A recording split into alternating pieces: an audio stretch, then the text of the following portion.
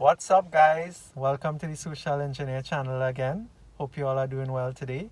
So as always, you'll find content here on migrating to Canada from the Caribbean, in particular Trinidad and Tobago or any other Caribbean country. And today we are going to talk about finances and how much money you really need to get to Canada. Okay guys, welcome to another video from the Social Engineer, Migrating to Canada. This one, we're going to talk about finances and finances particularly as it relates to express entry. So let's go. So first up, you're probably wondering, where to start. Well, first of all, you need to plan, and plan some more. It is a fairly expensive process, so you need to ensure that you have your finances up to par or just keep saving until you meet your goals.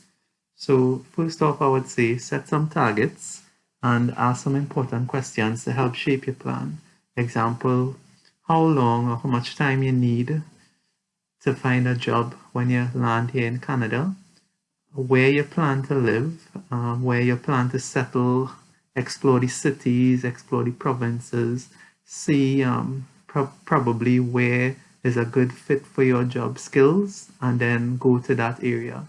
Even if you want to move to another area later on, maybe you should start where you could get a job easier and build some experience. 3, how much do I need for basic expenses? So yeah, you think about that, you think about what food, rent, insurance, and travel, and I'll give you some tips on what that might look like later on in this video.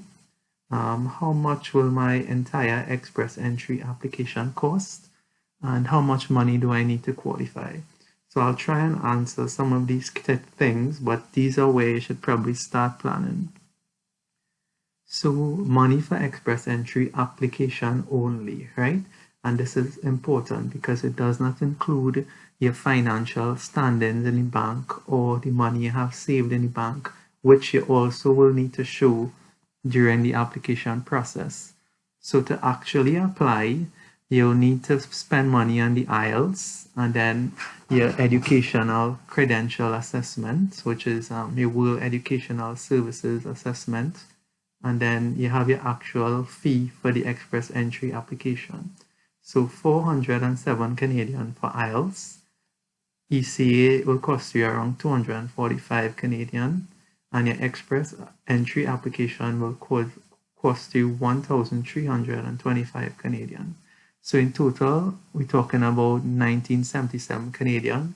So just, save around 2,000 Canadian, and that is how much you'll actually use to apply.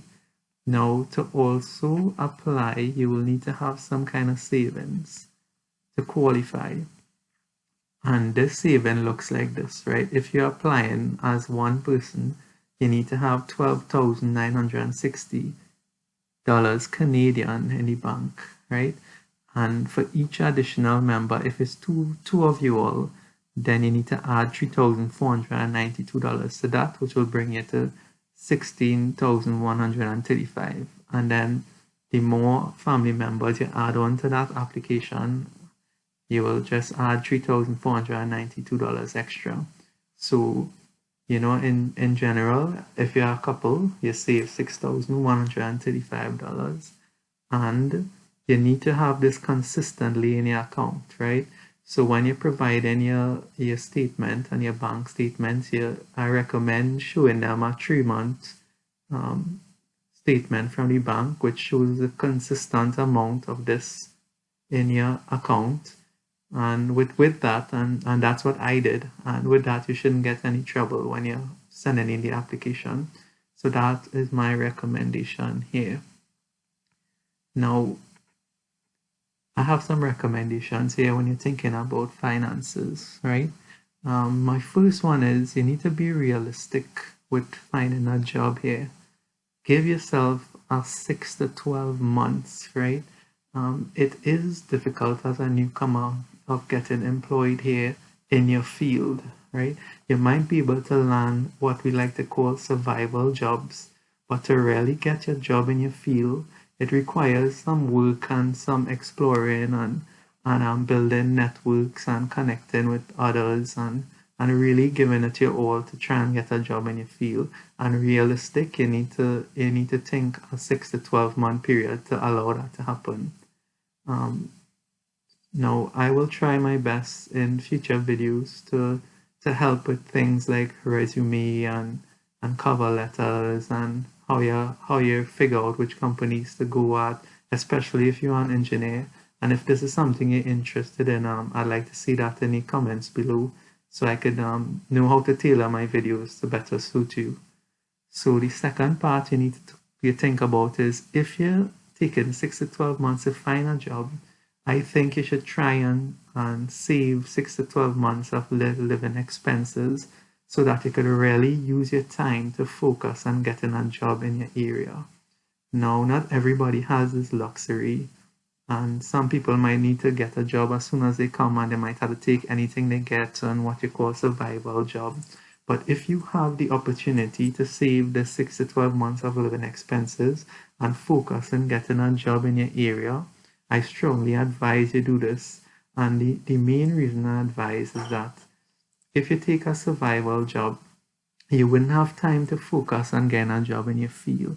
And you come home tired and you're worn out because, survival jobs aren't easy, right? So without that savings, as point 3 would say, you need to get a survival job, which takes time away from focusing, preparing, and applying for a job in your field.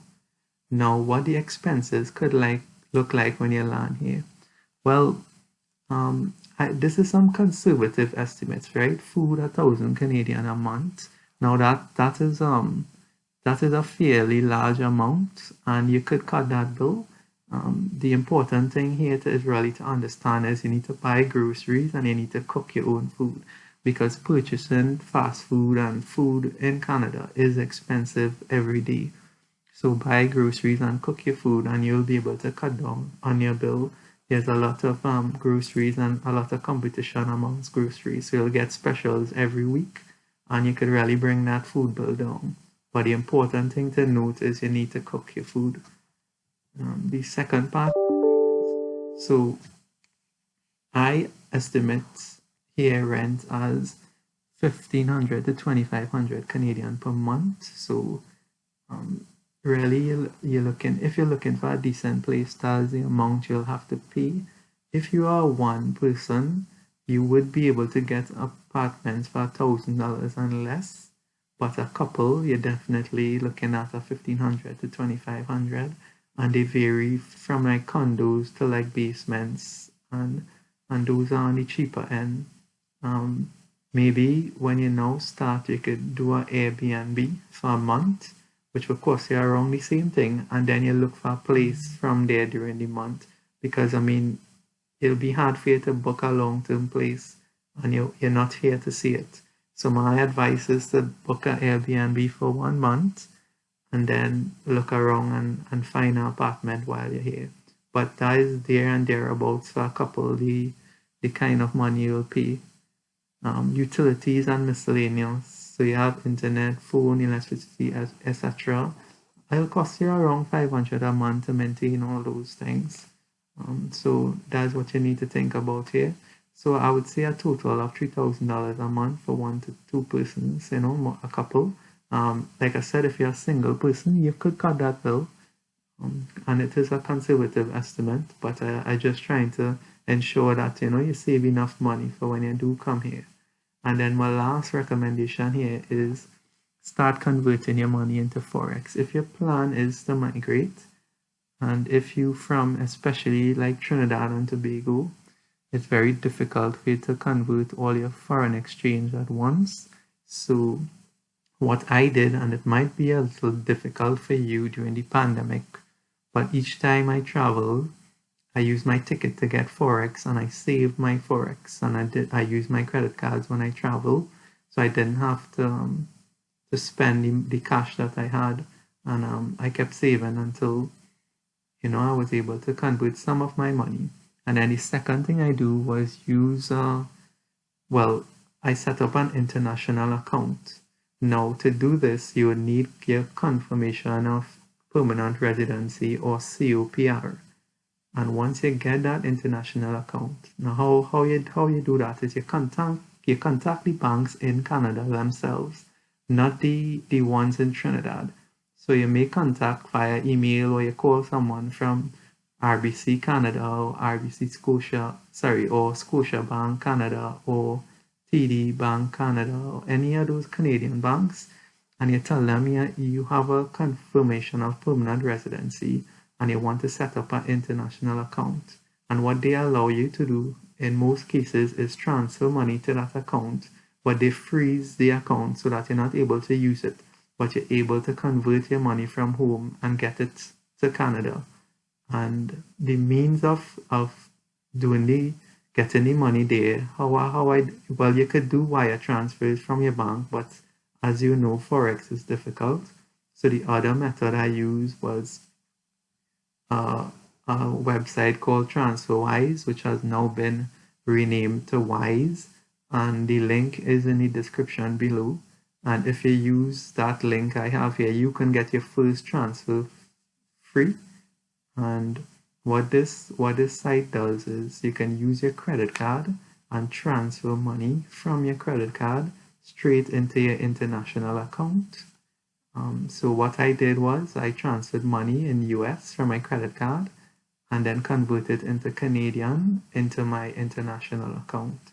So if you go on the site and you use the link on the description below, you could probably start doing that once you have your confirmation of permanent residency or your COPR. So if you all have any questions on that, leave a comment in the description below, and I'll really like to answer some of those, or probably do some further videos if you want to see something specifically on TransferWise and using now called Wise to transfer money from your credit card to your international account. And then, well, lastly, if you make it through this video, I'd like to thank you for tuning in again to the Social Engineer. And again, please try and leave some comments if you have any questions at all. And I really appreciate it if you would like and subscribe to the channel so I could continue adding some more content here. Thanks a lot. Bye. If any of this video was valuable to you, like and subscribe, guys, so I could keep on making more content.